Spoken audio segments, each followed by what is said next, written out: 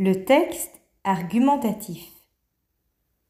Le texte argumenté comporte toujours une thèse et un ou plusieurs arguments. Tout d'abord, je vous propose un peu de théorie.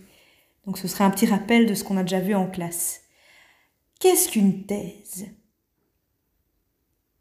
La thèse, c'est l'opinion ou le comportement que l'on souhaite faire adopter par autrui. La thèse, c'est donc l'avis défendu par l'auteur d'un texte ou d'une intervention orale. Dans un débat, par exemple, on peut avoir tout à fait une thèse. Qu'est-ce qu'un argument ensuite ? Un argument, c'est une raison que l'on donne pour faire admettre la thèse, pour la prouver.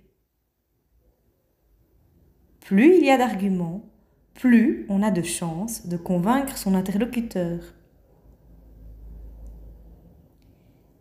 Mais le nombre n'est pas tout. Il convient surtout de développer les arguments. Sans développement, un argument n'est rien. Le texte argumenté pourrait donc être schématisé comme suit. Donc si on fait un tout petit schéma, on pourrait retrouver en 1 la thèse, en 2 les arguments et en 3 le développement des arguments. On pourrait même ajouter un point 4, la conclusion. Réalisons maintenant l'exercice à partir des documents sur Moi Malala, ce que je vous demande de faire aujourd'hui. Je te demande de déterminer le genre littéraire de Moi Malala. Tu dois donc formuler ta thèse, c'est-à-dire ton opinion. Ta thèse pourrait donc se formuler comme suit. Selon moi, le livre de Malala appartient à la catégorie des récits factuels ou fictionnels. Il s'agit d'un récit fantastique, etc. Et je vais vous le démontrer en 2 arguments. Il s'agit maintenant de prouver ta thèse en donnant des arguments. Donc je répète, ce sont des raisons qui vont appuyer votre thèse. Tes arguments doivent se baser sur la théorie de ton manuel, j'insiste là-dessus. Tu dois donner 2 arguments différents que tu vas développer en t'appuyant sur des éléments des premières et des 4e de couverture de Malala. Tout indice peut contenir une preuve ou un élément important qui va soutenir ta thèse. Donc je vous invite à ne rien négliger, à observer jusqu'au détail.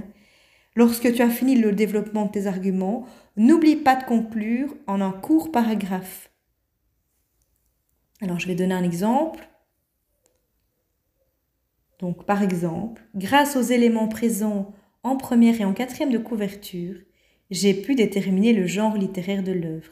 Et là, vous reprécisez le genre littéraire, vous reprécisez votre thèse. Un dernier conseil, veille à introduire ton paragraphe par des connecteurs textuels. Les petits mots liens, tout d'abord, ensuite, enfin. Ça, c'est hyper important. Les liens logiques dans ton texte doivent apparaître clairement. Donc, vous faites de la haute couture, vous ne faites pas un tout petit texte. Moi, je veux un texte bien ficelé. Donc ça signifie que tout lecteur doit pouvoir comprendre votre message. Quelqu'un d'extérieur qui lirait votre texte doit pouvoir le comprendre. Alors n'hésitez pas à me joindre par Jitsi Meet. Je serai connectée normalement à l'école. S'il y a un problème, c'est un souci de Wi-Fi. Mais généralement, je serai là. Bon travail à tous et à la semaine prochaine.